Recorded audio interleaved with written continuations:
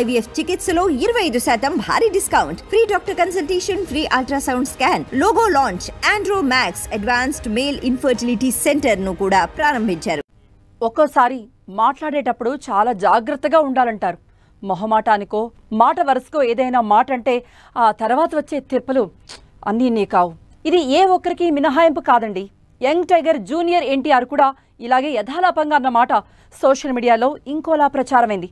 ఆ తర్వాత జరిగింది తెలుసుకున్న జూనియర్ అట్టెట్టా అంటారు అంటూ సదరు నిర్మాత దర్శకులకు క్లాస్ స్పీకరట.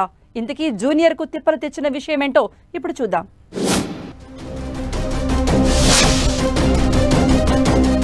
జూనియర్ ఎన్టీఆర్ ఇప్పుడు pan India star.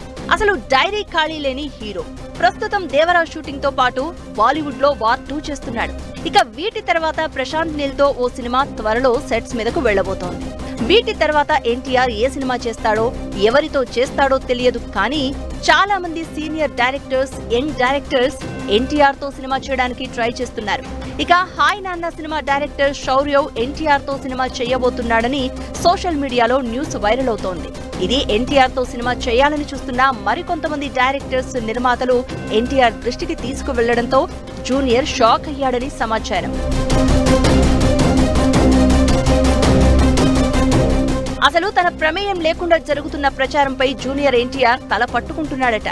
Wyra banners వాళ్లు వస్తే చూద్దాం అన్నాను తప్పితే నేను సినిమా చేస్తాను అని కన్ఫామ్ గా చెప్పలేదని తన సన్నిహితులకు చెప్పారట జూనియర్. కనీసం స్టోరీ లైన్ కూడా వినలేదు, అసలు కమిట్మెంట్ ఇవ్వలేదని.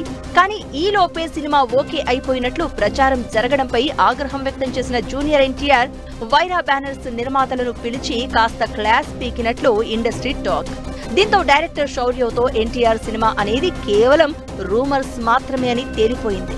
మొహమాటానికి పోయి ఎన్టీఆర్ బుక్ అయ్యాడని సన్నిహితులు చెప్తున్నారు.